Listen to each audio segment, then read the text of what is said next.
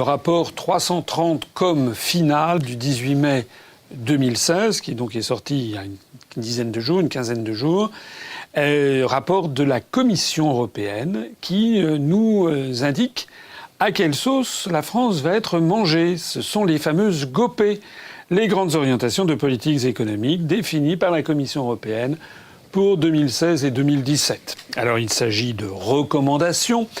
Les recommandations selon l'article 255 du traité sur le fonctionnement de l'Union européenne, donc certains ergoteront en disant mais oui, mais c'est pas obligatoire, etc. Taratata. Ça n'est pas obligatoire au sens où il faut les appliquer immédiatement et sur le champ, mais c'est obligatoire en ce sens que, en vertu de l'article 121 du traité sur le fonctionnement de l'Union européenne, eh bien, les États doivent respecter ces grandes orientations de politiques économiques, doivent faire des rapports ensuite, présenter les rapports à la Commission européenne et au Conseil européen devant les pairs, c'est ce qu'on appelle la pression des pairs, PAIRS, c'est-à-dire des autres collègues, des autres chefs d'État et de gouvernement, et donc ça revêt un caractère extrêmement contraignant. Alors, Dieu sait si j'ai parlé de ces GOPE, de ces grandes orientations de politique économique depuis des années, seul dans le désert à expliquer à mes compatriotes que les élections n'avaient plus de sens tant que nous serions dans le cadre de ces traités. On en a une illustration parfaite avec ce rapport comme 330 final du 18 mai 2016 que d'ailleurs vous pouvez trouver sur Internet. On y apprend au détour, alors ça fait plusieurs pages, je ne vais pas tout lire, mais on y apprend notamment à la fin, dans les recommandations, eh bien quoi, que la Commission demande et qu'il y ait une accentuation dans les économies budgétaires. Ça n'est pas nouveau, mais à chaque fois il le demande. Ça s'impose donc au gouvernement français, quel qu'il soit, en 2016 et en 2017. Il est également question, c'est marqué dedans, de réformer le droit du travail. La Commission européenne exige que l'on réforme le droit du travail. La Commission européenne fait des recommandations pour entreprendre une réforme du système d'assurance chômage afin, dit-elle, d'en rétablir la viabilité budgétaire et d'encourager davantage le retour au travail. Qu'est-ce que ça veut dire ? Si on lit entre les lignes, parce que ce rapport, c'est la partie publique d'un iceberg. La partie privée, si j'ose dire, plus confidentielle et transmise au gouvernement. Quand la Commission demande qu'il y ait une réforme de l'assurance chômage afin d'assurer la viabilité budgétaire et d'encourager le retour au travail, ça veut dire qu'il faut prévoir des dispositifs où l'on va donner sensiblement moins de mois en mois aux chômeurs pour qu'à la fin des fins, d'abord ça fera des économies si on donne moins aux chômeurs, ça c'est certain, et deuxièmement, bien que ça les pousse prétendument à trouver du travail. Comme si d'ailleurs le travail dépendait uniquement de la bonne volonté des gens et ne dépendait pas de grandes variables macroéconomiques, mais ça il n'en est jamais question avec la Commission européenne qui jamais ne s'interroge sur le rôle délétère et nocif pour la tenue de l'économie de notre appartenance par exemple à la monnaie européenne, à l'euro. Alors, le même rapport comme 330 final du 18 mai 2016 prévoit d'éliminer les obstacles, je le cite, éliminer les obstacles à l'activité dans le secteur des services, en particulier dans les services aux entreprises et les professions réglementées. On voit donc ici pointer du nez la l'ubérisation de la société française. Je l'ai déjà dit et redit, nous en avons ici la preuve sous le nez que M. Macron, eh bien, comme Mme El Khomri, ne sont finalement que les simples supplétifs des dirigeants européistes, ne font que mettre en œuvre les rapports parce que les rapports précédents des GOPE disaient déjà la même chose, des grandes orientations de politique économique.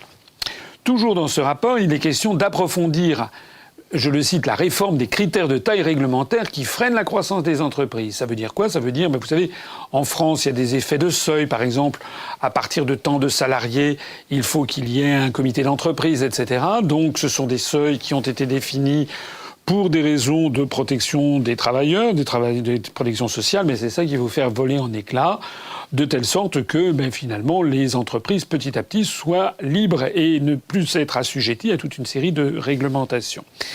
Le rapport se termine également d'une façon assez prodigieuse, puisque le rapport de la Commission prévoit elle recommande au gouvernement français, je la cite, de prendre des mesures visant à réduire les impôts sur la production et le taux nominal de l'impôt sur les sociétés. C'est-à-dire que la Commission demande à la fois de faire des économies budgétaires, donc de tailler dans les dépenses publiques, donc dans les services publics, mais de diminuer également l'impôt sur les sociétés. Et elle poursuit en disant qu'il faut élargir la base d'imposition de la consommation, sur la consommation, notamment en ce qui concerne la TVA. Ça veut donc dire qu'il y a un choix fondamental, un choix de politique économique, mais plus que de politique économique, un choix de politique sociale et même un choix civilisationnel.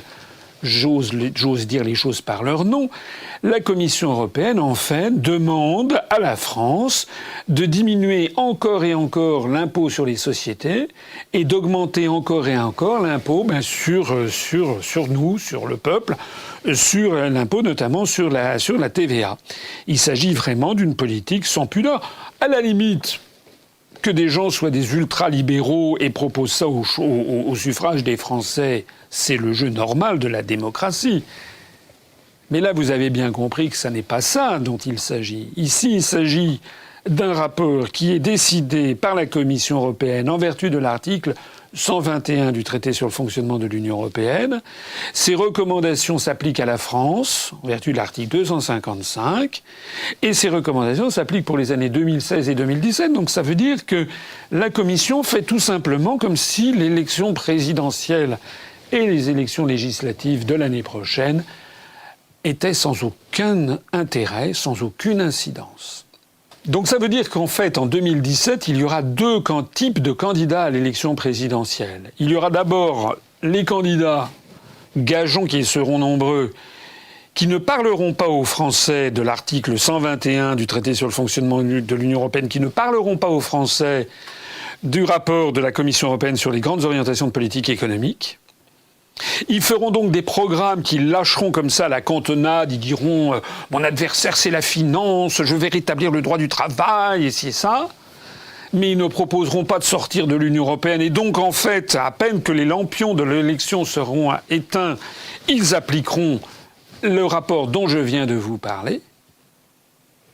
Et puis il y aura un candidat, moi je l'espère, si je parviens à avoir les 500 parrainages, qui dira aux Français la vérité. La vérité, c'est que tant que nous ne serons pas sortis de l'Union européenne en vertu de l'article 50 du traité de l'Union européenne, nous serons obligés d'appliquer ce rapport d'Égopé, sur lequel, bien entendu, aucun grand média n'a fait de publicité.